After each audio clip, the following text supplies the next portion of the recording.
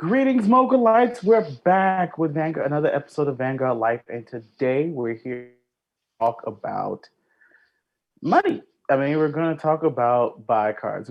What VG tuber is worth his weight in salt if we don't talk to you, tell you what to buy or what we think you should buy.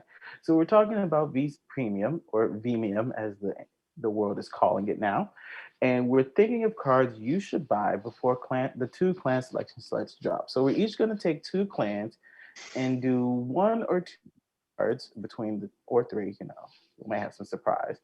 And what cards do you think we think you should get before the set drops?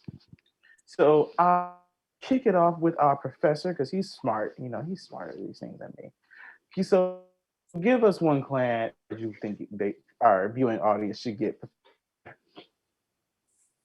Well, I've got two pretty easy choices, but I think I'll start with the really easy one to summarize here. Link Joker.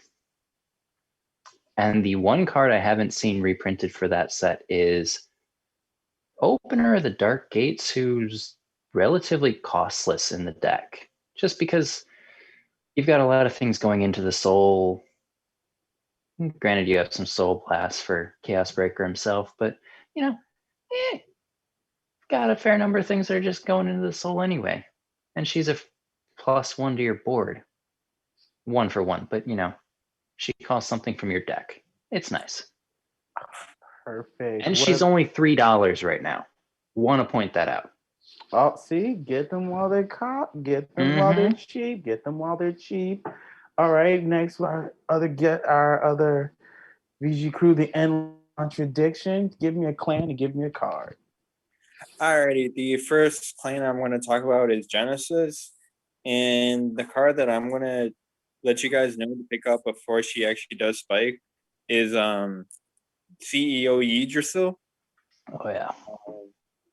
With the spotlight with Angelica with today, man, that kind of is like, man, Yggdrasil might spike up with Norns. Yes, Divine Gauge, it's all back. I agree. For me, actually does something. If you she does something.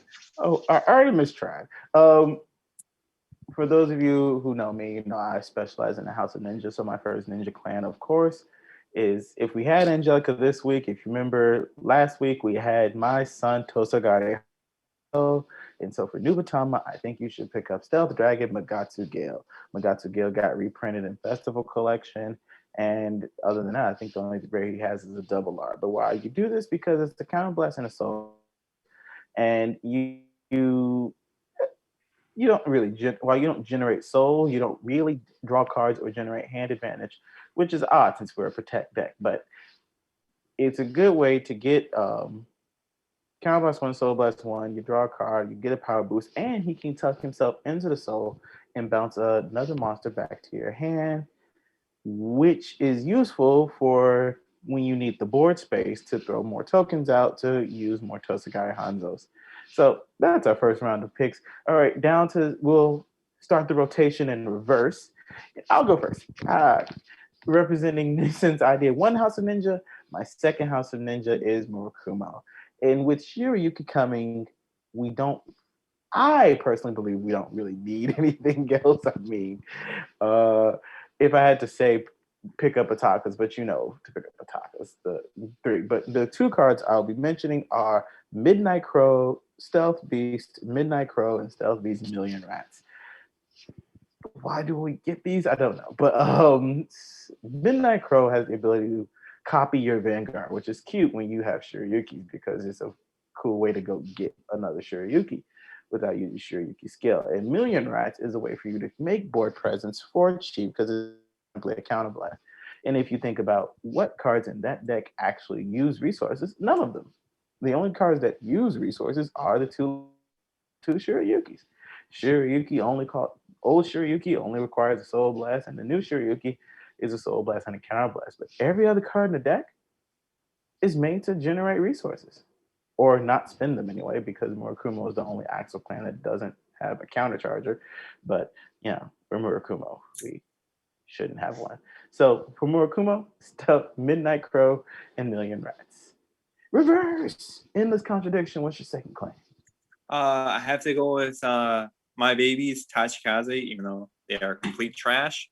I would say you might want to pick up your main staple like Mega Rex. He may not go up in price, but he is the main staple of Tachikaze. So like, it's a free kill and a draw, which you may need it into the near future with clan selection. But a spicy tech that you might want to start considering about picking up is Blight Tops. Granted, that deck is pretty heavy on Counterblast, but with Blight Tops, you're able to regain your hand advantage, and you can pick whatever you don't need at the moment. Great. Fit it. Close us off, Professor. All right. This one is easy, but if you saw my if you saw my contributions to the tier list, I love my boy Duke.